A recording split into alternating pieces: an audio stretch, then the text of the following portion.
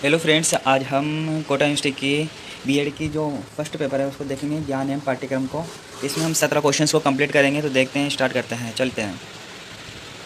तो पहला प्रश्न है, ज्ञान का अर्थ स्पष्ट करते हुए ज्ञान को परिभाषित कीजिए। ये हम पढ़ेंगे। ज्ञान की समझ संप्रति को बताइए, ये भी हम पढ़ेंगे। ज्ञान की प्रकृति का वर्णन कीजिए, ज्ञान की क्या क्या प्रकृतियाँ होती है उसके बारे में हम देखेंगे। ज्ञान की प्रमुख विशेषताएँ क्या क्या हैं उसके बारे में पढ़ेंगे। ज्ञान की अनिवार्य शर्तें कौन कौन सी हैं, इनका उल्लेख करेंगे। ज्ञान का महत्व को हम बताएंगे। ज्ञान के प्रकारों का शिक्षा पर क्या प्रभाव पड़ता है, क्या क्या प्रभाव है उसको देखेंगे। ज्ञान प्राप्त करने के प्रमुख आधार हम देखेंगे। ज्ञान प्राप्ति के विभिन्न स्रोतों का वर्णन करेंगे। इस प्रकार से हम टोटल 17 क्वेश्चंस को कंप्लीट करेंगे। चलो स्टार्ट करते हैं बिना किसी देरी के। जय श्री राम दोस्तों। जो हमारी फर्स्ट यूनिट है वो है कि ज्ञान एवं शिक्षा के नेम से। तो पहली वाली देखते हैं, नॉलेज एंड एजुकेशन को इस पर कहते हैं। ज्ञान का अर्थ, अवधारणा एवं प्रकृति हम इसके अंदर पढ़ेंगे। तो मतलब देखते हैं क्या क्या चीज़ें हम पढ़ेंगे इसमें।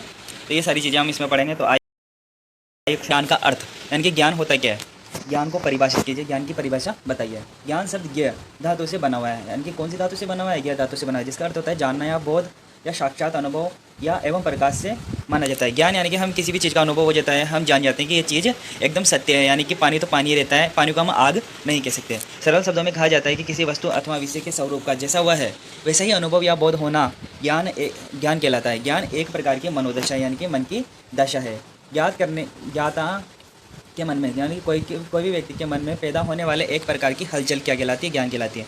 हमारे मन में अनेक विचार आते हैं और हमारी खूब सारी मान्यताएं होती है जो हमारे मन में हलचल उत्पन्न करती है। मानवीय ज्ञान की पुख्ता समझ बनाने के लिए यानी कि मानवीय ज्ञान की एकदम सटीक समझ बनाने के लिए यानी कि मनुष्य के पास जो ज्ञान है यानी कि जो बुद्धि है, जो उसको अनुभव है, उसकी एकदम सही समझ बनाने के लिए हमें कुछ अनिवार्य शर्तें निर्धारित की गई है। मतलब क्या क्या शर्तें निर्धारित की गई कि ये चीज़ें सत्य है या असत्य है। विश्वास की अनिवार्यता यानी कि हमें विश्वास होना चाहिए कि ये चीज़ वही है। विश्वास का सत्य यानी कि जब हम उस चीज़ को देखें तो हमें लगना चाहिए कि ये एकदम सत्य है। और प्रमाणिकता का पर्याप्त आधार होना चाहिए कि यानी कि ये चीज़ वही है, इसका कोई प्रमाण होना चाहिए। जैसे कि पानी है तो पानी कैसा रहता है, उसका एक प्रमाण होना चाहिए।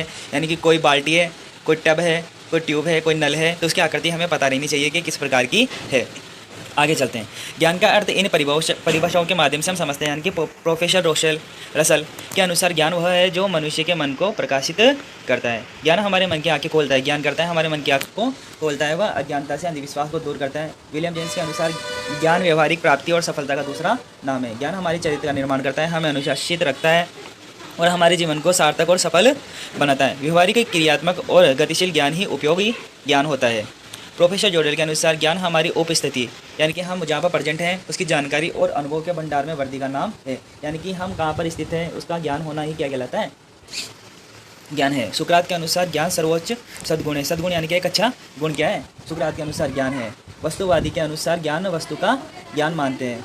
व्याख्या वस्तुवादी ज्ञान की प्रक्रिया में ज्ञाता मन यानी कि मन की अपेक्षा वस्तु ज्ञाता से अधिक महत्व होता है। प्रत्ययवादी क्या है, के अनुसार ज्ञान को आदर्श ज्ञान माना है। ज्ञान को क्या माना है, आदर्श ज्ञान माना है। प्रत्ययवादी ज्ञान की प्रक्रिया में बहुत से मन को अधिक महत्व देते हैं। यानी कि मन को क्या कहते हैं, अधिक महत्व देते हैं। जबकि कुछ ज्ञान मीमांसक ज्ञान के लिए वस्तु की स्थिति यानी कि प्रेजेंट ऑफ ऑब्जेक्ट यानी कि कोई वस्तु कहाँ पर स्थित है इसकी अनिवार्यता मानते हैं। और इस प्रकार यह विश्वास है कि प्रत्येक ज्ञान की प्रक्रिया में ज्ञाता का ज्ञान और शेय का ज्ञान अन्य मीमांसक ज्ञाता के ज्ञान को शेय के ज्ञान से भिन्न बनाता है। ज्ञान का संप्रत्यय यानी कि ज्ञान का क्या क्या संप्रत्यय है, तो इसको देखते हैं। ज्ञान के उदाहरणों को उदाहरणों की सहायता से समझा जा सकता है। चलो उदाहरणों से समझते हैं। ज्ञान का संप्रत्यय अवधारणा।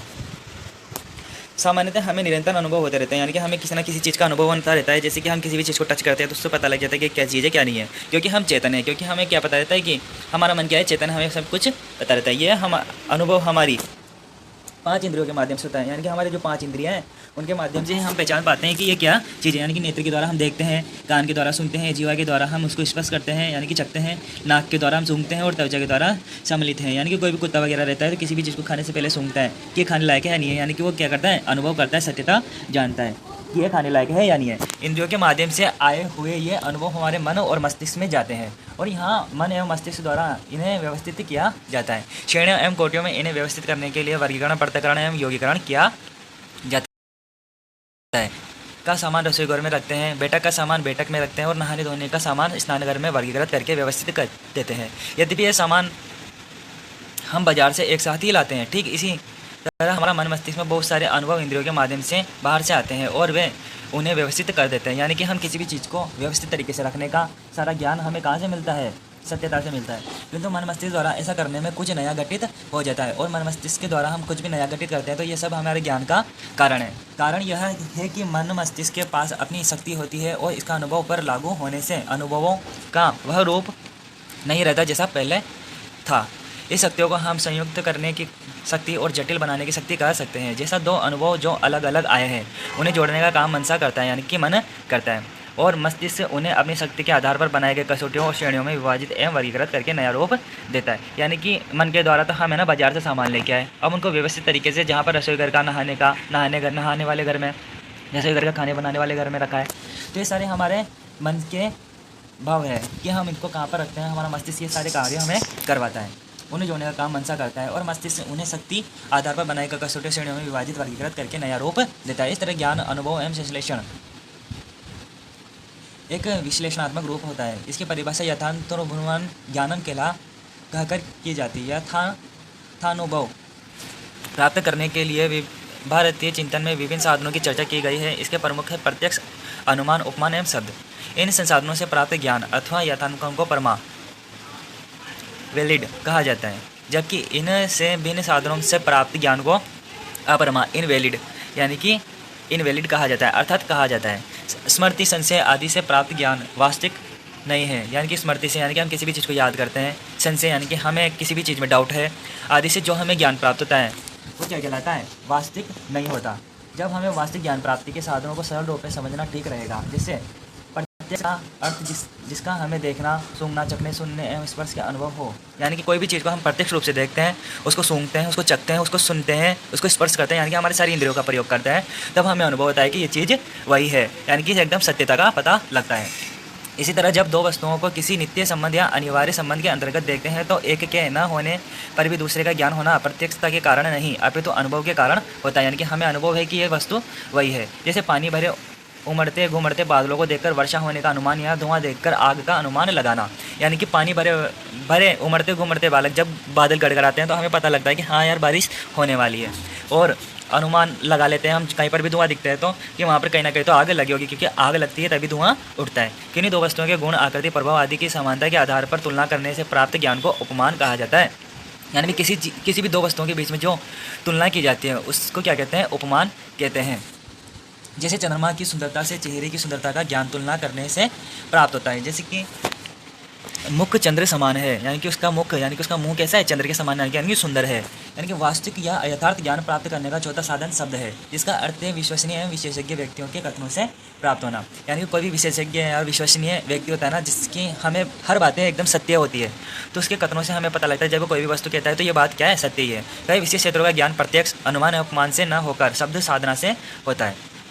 दुनिया में अमेरिका नामक देश है, इसका ज्ञान यदि प्रत्यक्ष, अनुमान, उपमान से न हो तो किंतु शब्द से अर्थात विश्वसनीय व्यक्ति के कथन से हो तो इसका ज्ञान हो सकता है। इस तरह के ज्ञान को शब्द ज्ञान कहा जाता है। शब्द ज्ञान किसे कहते हैं, यानी कि किसी भी चीज़ का हमें शब्द के माध्यम से पता लगना। यानी कि कोई कहता है कि राजस्थान है भारत में, तो है, ये क्या है, एक शब्द ज्ञान है, यानी कि कोई का एकदम सटीक ज्ञान है, किंतु वह वाकई में यथार्थ अनुभव ही है। इसे निर्धारित करने के लिए कई कसौटियाँ खराब उतरना आवश्यक होता है। तो ये देखिए हम ना सेकंड क्वेश्चन और थर्ड क्वेश्चन पे चलते हैं। ज्ञान की प्रकृति का वर्णन कीजिए। ज्ञान की प्रकृति क्या है, किस प्रकार का ज्ञान होता है। ज्ञान की प्रकृति को निम्न प्रकार से स्पष्ट किया जा सकता है। ज्ञान में शक्ति होती है, ज्ञान में क्या होता है, एकदम पावर होती है। ज्ञान किसी भी परिस्थिति यानी कि किसी भी स्थिति में कमजोर नहीं पड़ता है। इसमें पर्याप्त मात्रा में ताकत होती है, यानी एकदम पावर होती है, जो कि सत्य एवं असत्य का मुकाबला करता है। ज्ञान के द्वारा ही हमें पता लगता है कि वस्तु सत्य है या असत्य है। यानी भी श्री कृष्ण जी कैसे हैं, उनके पास मुरली है, क्या है। अब श्री कृष्ण जी के पास त्रिशूल तोड़ी है, श्री कृष्ण जी के पास धनुष बाण तोड़ी है, तो ये सब हमें सत्यता से प्राप्त लगता है। यानी कि ज्ञान क्या होता है, एकदम सत्य होता है। ज्ञान सभी को समाप्त नहीं होता, ज्ञान सदैव गतिमान रहता है, यानी कि हमेशा ज्ञान को बढ़ाया जा सकता है, वह कभी भी समाप्त नहीं होता। इसको एक बार अनुभव में लिया जाए तो उसको समाप्त नहीं किया जा सकता। यानी कि हमें ABCD याद हो गई तो उसको हम जीवन भर नहीं भूल सकते, यदि भूलना भी चाहे तो। प्राचीन समय के ज्ञान वर्तमान में भी उपलब्ध रहते हैं। यानी कि प्राचीन समय में जो महाभारत हो, रामायण हो, ग्रंथ हो, हमें सब उपलब्ध है। क्यों है, क्योंकि क्या है, वो लिख दिए गए थे और लिखित रूप में हमें प्राप्त है, और वो क्या है, ज्ञान है, जो कि सिद्धि करता है कि ज्ञान कभी भी समाप्त नहीं होता। सत्यता पहुँचने का एकमात्र साधन सत्यता पहुँचने का एकमात्र साधन है। किसी भी अन्य साधनों से सत्य तक नहीं पहुंचा जा सकता। ज्ञान के माध्यम से ही सत्य की प्राप्ति की जा सकती है। ज्ञान की प्रकृति धन के समान होती है, ज्ञान की प्रकृति धन के समान ही होती है। यह जितना एक मनुष्य को प्राप्त है वह उतना ही ज़्यादा पाने की इच्छा रखता है। ज्ञान का प्रेम एवं स्वतंत्रता के सिद्धांत पर आधारित होना। ज्ञान प्रेम की एवं स्वतंत्रता के सिद्धांत पर आधारित होता है। इसमें घृणा परतंत्रता के लिए कोई स्थान नहीं होता, यानी कि इसमें घृणा नहीं की जाती, द्वेष नहीं किया जाता, परतंत्रता नहीं होती, यानी कि इसमें बंधन में नहीं रखा जाता किसी को भी। एकदम अच्छा ज्ञान होता है। ज्ञान क्रमबद्ध रूप से बढ़ता है, यानी कि ज्ञान क्या है, धीरे धीरे बढ़ता है। एक साथ ही पूरे ज्ञान को अनुभव नहीं ले सकते। ज्ञान सदैव क्रमबद्ध रूप से ही बढ़ता है, वे हमें एकदम अचानक से नहीं मिलता। किसी ज्ञान की प्राप्ति क्रमबद्ध रूप से ही संभव है, यानी कि पहले हम छोटी वस्तुओं को सीखते हैं, फिर बड़ी वस्तुओं को सीखते हैं। जैसे कि पहले हमने गिनती सीखी, फिर पहाड़े सीखे, फिर जोड़ बाकी गुणा भाग वगैरह सीखे, यानी कि हमारे ज्ञान में बढ़ती हमने धीरे धीरे। ज्ञान का समविहीन होना। ज्ञान कभी भी किसी भी प्रकार की सीमा से आबद्ध नहीं होता है, चाहे वह प्रांतीय हो या राष्ट्रीय हो। ज्ञान को किसी भी सीमा में आबद्ध नहीं किया जा सकता। ज्ञान हर प्रकार से संकुचित दायरे का विरोध करता है।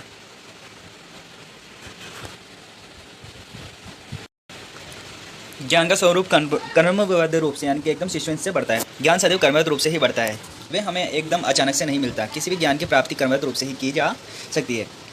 ज्ञान का सीमा विहीन होना। ज्ञान कभी भी किसी भी प्रकार की सीमा से आबद्ध नहीं होता है, यानी कि बंधा हुआ नहीं होता है, चाहे वो प्रांतीय हो या राष्ट्रीय हो। ज्ञान ज्ञान ही होता है। ज्ञान को किसी भी सीमा में आबद्ध यानी कि बंद नहीं किया जा सकता। ज्ञान हर प्रकार के संकुचित दायरे का विरोध करता है, यानी कि किसी प्रकार से उसको रोका नहीं जा सकता।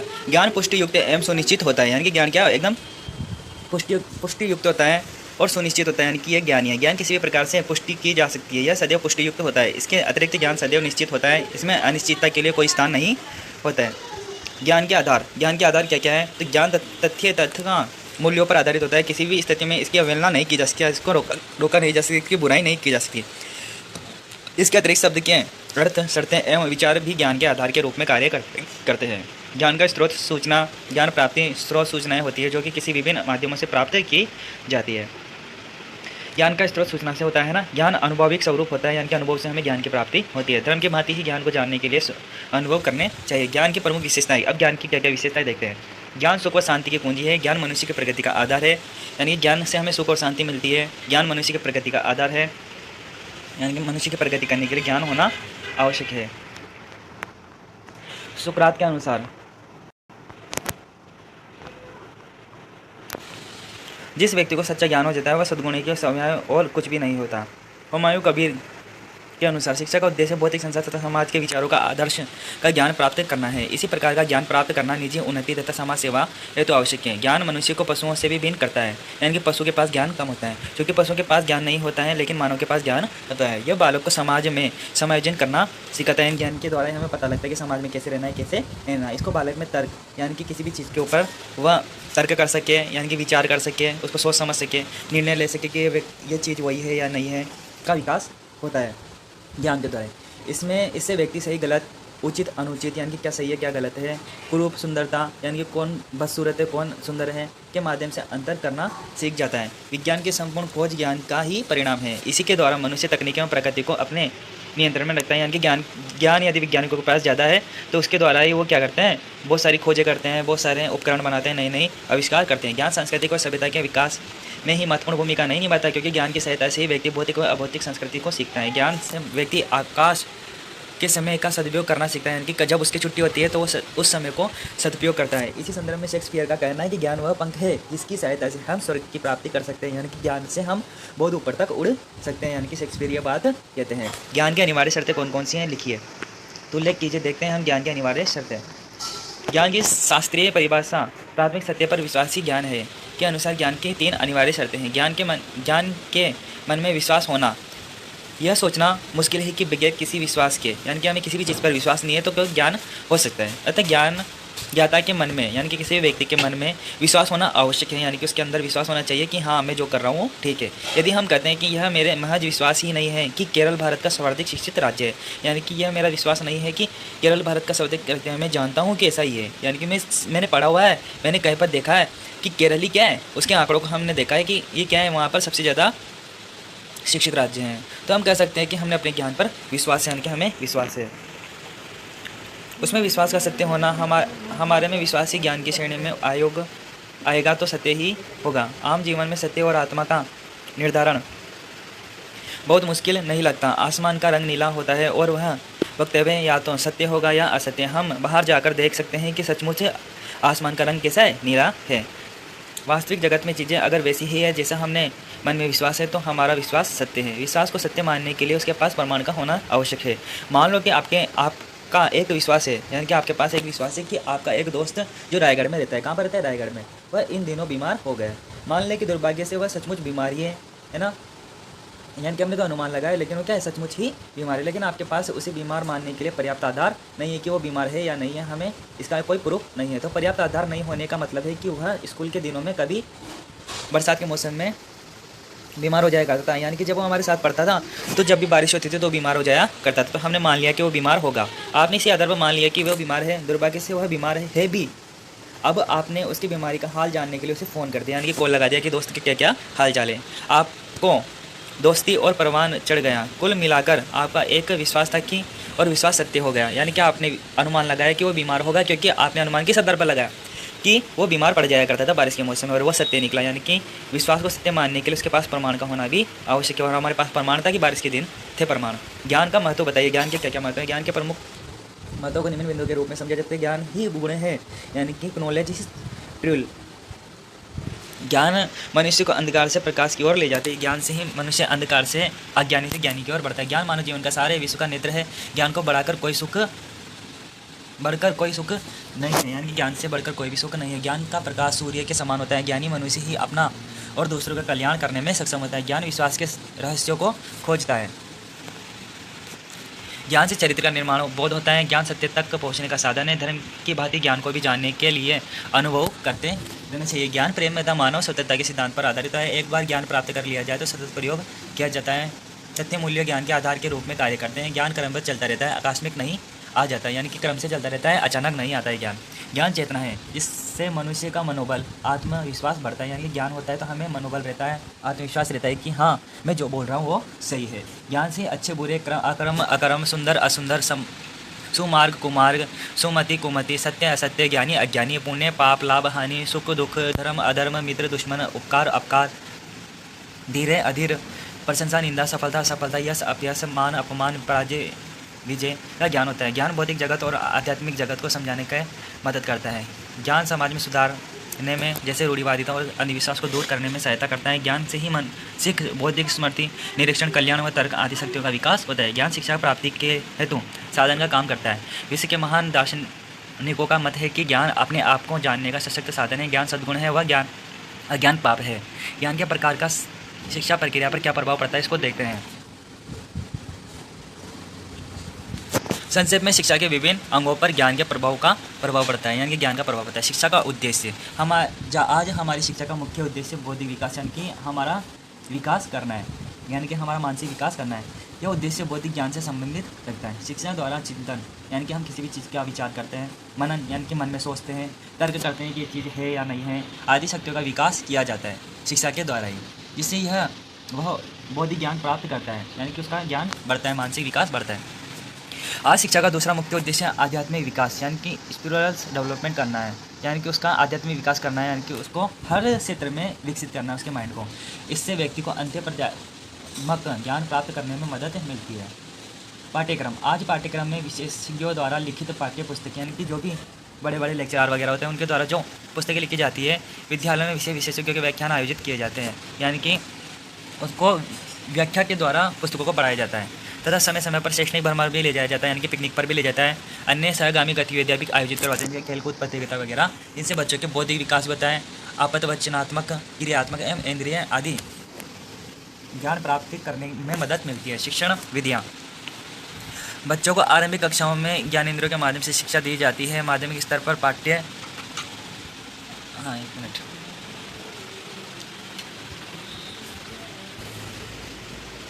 शिक्षक, आज सब प्रकार के ज्ञान को बच्चे तक पहुंचाने का दायित्व अध्यापक का ही होता है। अध्यापक ही बच्चे का सर्वांगीण विकास करता है। यह अध्यापक के शिक्षक कौशल पर निर्भर करता है कि, यानी कि अध्यापक के पास कितना ज्ञान है उस पर निर्भर करता है कि वह कितनी कुशलता से उस बच्चे तक पहुँचता है। यह बच्चे को उससे स्वयं प्राप्त करने योग्य बनाता है। स्पष्ट है कि ज्ञान के यह विकार विभिन्न प्रकार शिक्षक के विभिन्न अंगों को बहुत अधिक प्रभावित करते हैं। एक शिक्षक होता है जो बच्चे को किस प्रकार ज्ञान प्राप्त करवाता है, किस प्रकार उसको समझाता है, किस प्रकार उसके अनुभव को विकास करता है। ज्ञान प्राप्त करने के प्रमुख आधार बताइए। ज्ञान प्राप्त हमें कहाँ से हो सकता है उसको देखते हैं। चलते हैं क्वेश्चन नंबर 8 पर। बालक जन्म के उपरांत अनुभव करना प्रारंभ कर देता है, यानी कि बालक जैसे जन्म लेता है वैसे अनुभव करना प्रारंभ लेता है, यानी कि चीज़ों को समझने लगता है।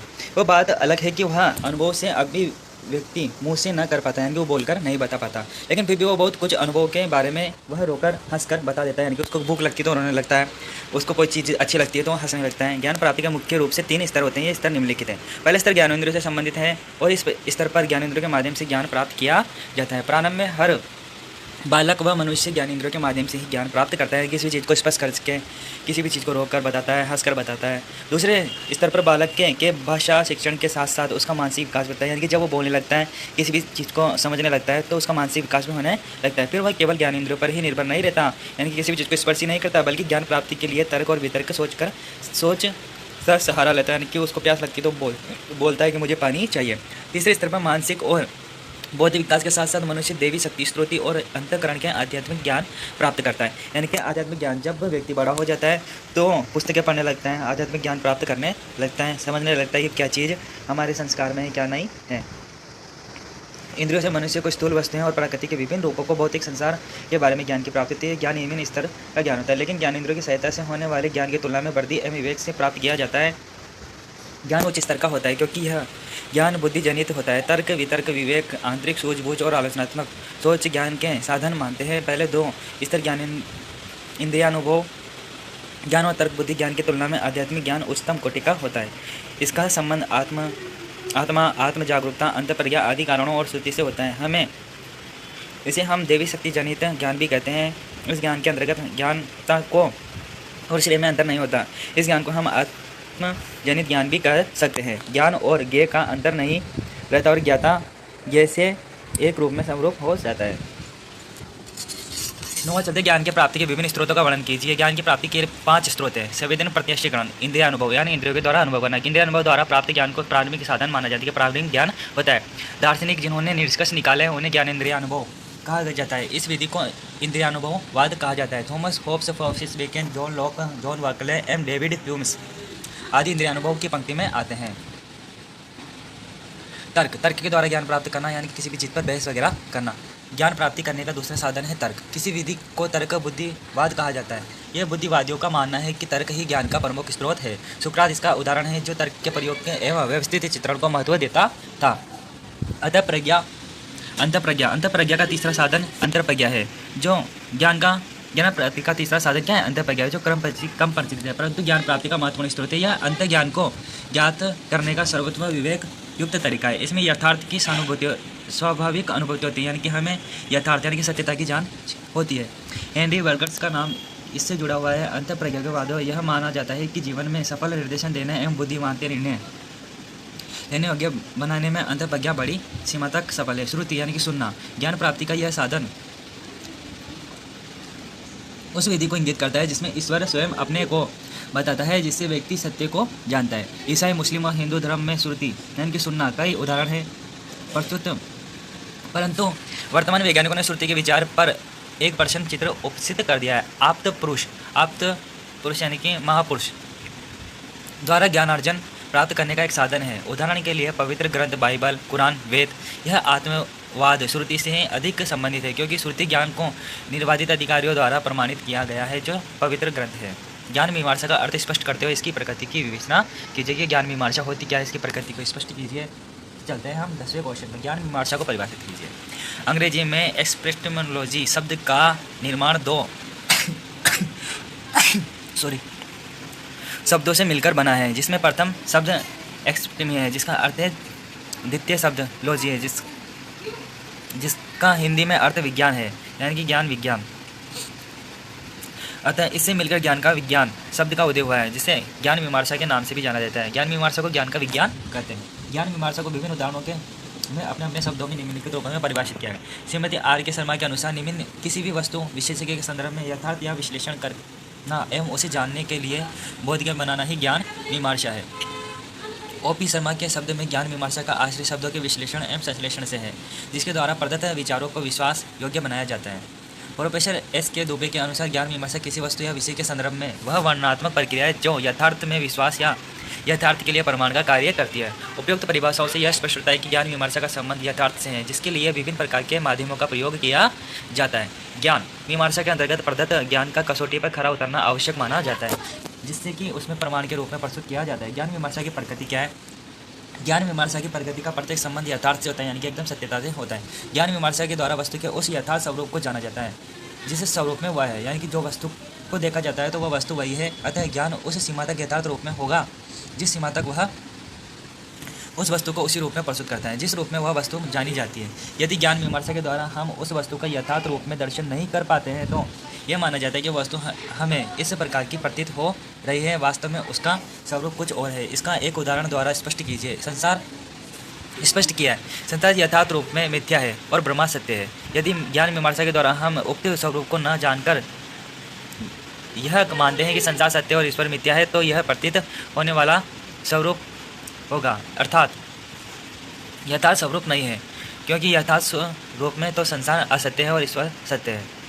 ज्ञान विमर्श की प्रगति मूल रूप से 3 तथ्यों से संबंधित होते हैं। प्रथम रूप में यथार्थता, द्वितीय रूप में यथार्थता में विश्वास तथा तृतीय रूप में यथार्थता के लिए प्रमाण होना जरूरी है। जैसे ईश्वर के संबंध में ज्ञान रखता है तो प्रथम अवस्था के लिए वह यह आवश्यक है कि ईश्वर में मेरा साक्षात्कार अनिवार्य, यानी कि ईश्वर से मेरा मिलान हो चुका है, अर्थात मैंने ईश्वर को देखा है। द्वितीय अवस्था में मुझे इस तथ्य का प्रमाण विश्वास होना चाहिए कि जिसकी मैंने और नहीं है। तृतीय अवस्था के लिए आवश्यक है कि ईश्वर के संबंध में मेरे पास पर्याप्त प्रमाण होने चाहिए कि ईश्वर का रंग, रूप एवं आकार किस प्रकार का होता है। अतः ज्ञान विमर्श की प्रगति यथार्थता में विश्वास तथा यथार्थता के लिए उचित प्रमाण के निहित है। इस तथ्य के अभाव में ज्ञान विमर्श की प्रगति को स्पष्ट नहीं किया जा सकता। शिक्षा एवं ज्ञान विमर्श निम्न प्रकार संबंधित है। ज्ञान विमर्श की शिक्षा के संबंध बताइए। ज्ञान विमर्श एवं शिक्षा एवं ज्ञान एक ही सिक्के के 2 पहलुओं की बात है, यानी कि 2 पहलू हैं शिक्षा के। ज्ञान विमर्श शिक्षा के द्वारा ज्ञान प्राप्त किया जा सकता है, यानी कि शिक्षा के द्वारा हम ज्ञान को ग्रहण करते हैं। अतः शिक्षा व्यवस्था से संबंधित प्रत्येक व्यक्ति को ज्ञान के स्वरूप को जानना चाहिए। शिक्षा के द्वारा ज्ञान विमर्श के लिए आवश्यक साधनों की खोज की जाती है, यानी कि शिक्षा के द्वारा ही ज्ञान प्राप्त किया जाता है। शिक्षा उन समस्त पक्षों का विचार करती है जो मानव के ज्ञान में वृद्धि करता है। प्रकृतिवाद मानकर चलते हैं कि बालक को ज्ञान की प्राप्ति प्रकृति के द्वारा ही होती है। शिक्षक एवं निरीक्षक की भांति कार्य करता है। आदर्शवादी ज्ञान के लिए शिक्षक को प्रमुख उत्तरदायी मानते हैं। इसी प्रकार विभिन्न प्रकार के दार्शनिक एवं शैक्षणिक विचारधारा ज्ञान के मार्ग को प्रशस्त करती। ज्ञान मूर्त रूप में संबंधित विषयों के बारे में प्रदान किए जाए एवं अमूर्त विषयों के संबंध में प्रदान किया जाए।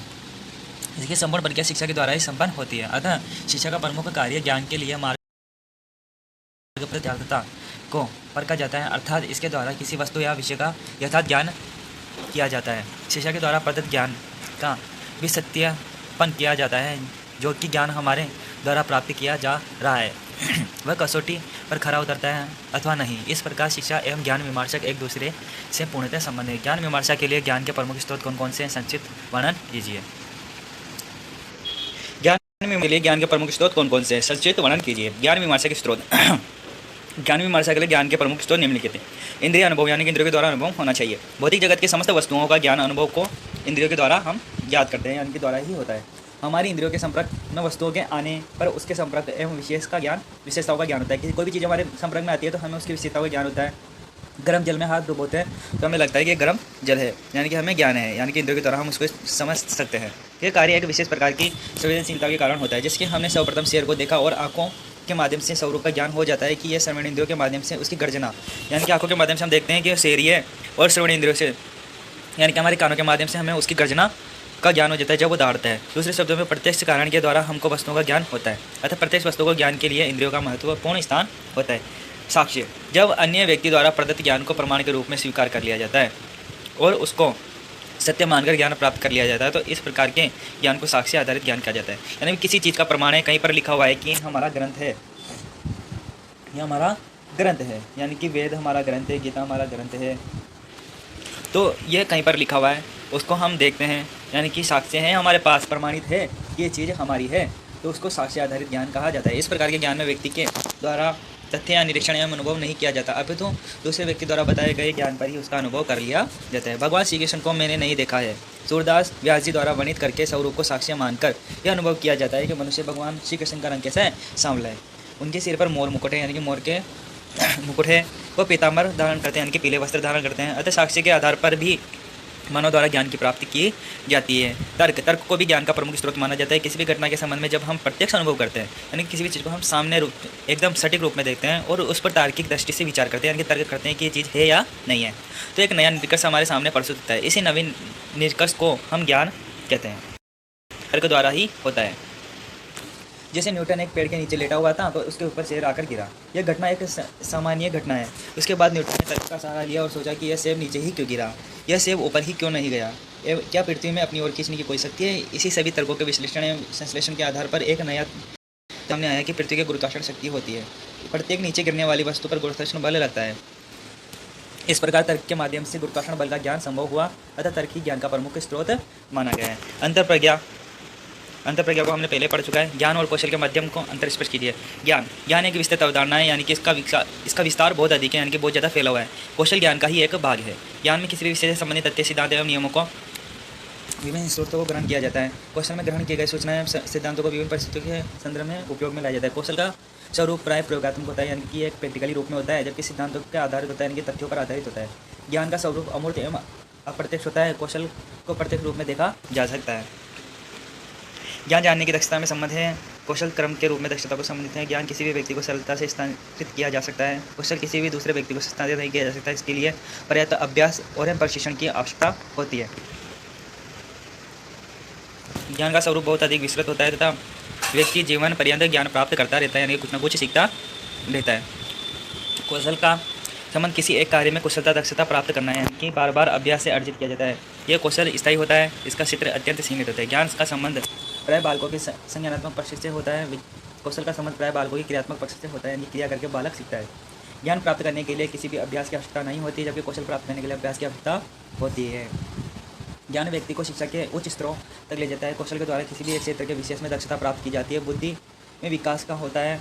ज्ञान के द्वारा कौशल में बुद्धि प्रकटीकरण कम होता है, यानी बुद्धि का विकास नहीं होता, बल्कि उसको कुछ ना कुछ सीखता रहता है। कौशल द्वारा जीवन का अर्जन हेतु इस विशेष क्षेत्र में आत्मनिर्भर प्राप्ति की जाती है। ज्ञान के द्वारा मनुष्य स्वाधीन विकास करता है, अपना विकास करता है। ज्ञान में नवीन जानकारी प्राप्त की जाती है। कौशल में ज्ञान नहीं तो होता है। ज्ञान प्राप्त करने वाले संज्ञानात्मक योग्यताओं का प्रयोग किया जाता है। कौशल प्राप्त करने वाले करके सीखते हैं। कौशल सीखने के लिए विद्यार्थियों को उस कौशल में परिवर्तन करने की आवश्यकता होती है। ज्ञान देने के लिए विद्यार्थियों को परिवर्तन करने की आवश्यकता नहीं होती। शिक्षण और प्रशिक्षण के बारे में आप क्या जानते हैं? शिक्षण एवं प्रशिक्षण में विवेक कीजिए। शिक्षा के क्षेत्र में शिक्षण सबसे प्रमुख है। शिक्षण एक सामाजिक प्रक्रिया है जो कि आदिकाल से औपचारिकता अनौपचारिक रूप से चली आ रही है। शिक्षण के द्वारा हम किसी के से बना है, जिसका अर्थ है शिक्षा प्रदान करना। शिक्षण के लिए अंग्रेजी शब्द टीचिंग, जिसका अर्थ सीखना पढ़ना अर्थात ज्ञान देना, शिक्षा देना तथा शिक्षार्थी में कुछ क्षमताओं का विकास करना है। राजस्व अनविक सीरीज करना शिक्षण प्रक्रिया का मानव व्यवहार को परिवर्तित करने की तकनीकी है। शिक्षण का उद्देश्य व्यवहार परिवर्तन है। प्रशिक्षण यानी कि ट्रेनिंग लेना किसी भी चीज़ का। शिक्षण एवं प्रशिक्षण में विभेद कीजिए। शिक्षण के द्वारा छात्रों के व्यवहार आदतें परिवर्तन लाया जाता है, अर्थात ज्ञान का प्रसार विस्तार किया जाता है। प्रशिक्षण का उद्देश्य व्यवहारिक परिवर्तन एवं कार्य के कौशल का विकास करना है, अर्थात किसी भी अमुक क्षेत्र में दक्षता प्राप्त करवाना है। शिक्षण सैद्धांतिक पक्षधर होता है, प्रशिक्षण व्यवहारिक पक्षधर होता है। शिक्षण में नवीन जानकारियाँ है तो अधिगम होता है जो प्रशिक्षण का आधार बनता है। प्रशिक्षण में शिक्षण निहित होता है। शिक्षण का क्षेत्र व्यापक होता है, प्रशिक्षण का क्षेत्र संकीर्ण होता है। प्रशिक्षण के द्वारा शिक्षार्थियों का सर्वांगीण विकास होता है, जबकि जीवन अर्जन के लिए किसी विशेष क्षेत्र का आत्मनिर्भर बनाता है। ज्ञान और सूचना में विभेद कीजिए। ज्ञान एक विस्तृत अवधारणा है, जबकि सूचना किसी ज्ञान के संबंध विस्तृत अवधारणा है। ज्ञान के अंतर्गत तथ्यों की जानकारी को अर्थपूर्ण स्तर पर जानना आवश्यक है, जबकि सूचना के अंतर्गत तथ्यों की जानकारी आवश्यक नहीं है। कारण और विश्वास का संक्षिप्त परिचय देते हुए कारण और विश्वास में विभेद कीजिए। प्रत्येक घटना का कोई ना कोई कारण अवश्य होता है एवं यह सबको मानिए कि साधारण व्यक्ति किसी भी घटना के बारे में यही जानता है कि कैसे घटी, दूसरे शब्दों में किस पूर्ववर्तियों ने उसे उत्पन्न किया। कारण शब्द का प्रयोग कभी कभी आवश्यक हेतु ही अर्थ में होता है और कभी भी पर्याप्त हेतु के अर्थ में है। जब समस्या में किसी अवांछनीय वस्तु का उपार्जन होता है तब प्राय उसका उपयोग आवश्यक हेतु ही अर्थ में किया जाता है। इसके उपार्जन के लिए हमें ऐसे हेतु की खोज करना है जो उसे अस्तित्व के लिए आवश्यक है और तब उस हेतु का हमें देना है। कारण शब्द का प्रयोग पर्याप्त हेतु के अर्थ में तब होता है जब हम उस अवांछनीय नहीं हटाना चाहते बल्कि कुछ वांछनीय उत्पन्न करना चाहते हैं। विश्वास का ज्ञान एक ही रूप है। इसके अनुभव या चिंतन के आधार पर व्यक्ति के जो निश्चित विश्वास बन जाते हैं उसे ज्ञान कहा जाता है। अर्थात विश्वास ज्ञान और रूपांतरण होता है, लेकिन विश्वास के ज्ञान में बदलने के लिए यह जरूरी है कि उसकी सत्यता के प्रमाण हो। विश्वास करने वाला यह बतला सके कि उसका विश्वास का आधार क्या है, और यह आधार वस्तुतः सिर्फ कल्पनीय और आत्मीय है। गीता के शिक्षा दर्शन को वर्तमान युग में क्या प्रासंगिक है? गीता के शिक्षा दर्शन के वर्तमान युग में प्रासंगिकता विस्कलित समाज को उन्नत करने के लिए परमात्मा को किसी भी शिक्षक के रूप में अवतार धारण करना पड़ता है। सामाजिक परिवर्तन सतत प्रक्रिया है, और परिवर्तन के अनुरूप सामाजिक प्रक्रिया को नियंत्रित करने के लिए शिक्षण को सदैव अवतार की भूमिका निभानी पड़ती है। सामाजिक परिवर्तन के फलस्वरूप उत्पन्न कुंठा को दूर करने के लिए शिक्षक को पर्याप्त प्रयास करना पड़ता है। सामाजिक परिवर्तन के कारण उत्पन्न कुछ समाजों से निपटने के लिए शिक्षा को अध्यावसाय करना पड़ता है। इसी को कर्म कहा जाता है। आज के युग में कर्म की महत्ता को नकारा नहीं जा सकता। मौलिक सर्जन, वैज्ञानिक विकास, औद्योगिक क्रांति, अधिक उत्पादन कर्मित है, परंतु यह है कि योद्धा एवं वैज्ञानिक कलाकार का एवं कवि दृष्टिकोण में द्वारा आंका जा सकता है। विशेष शत्रुओं पर विजय प्राप्ति में योद्धा अशक्त है। धन्यवाद दोस्तों वीडियो को अंत तक देखने के लिए।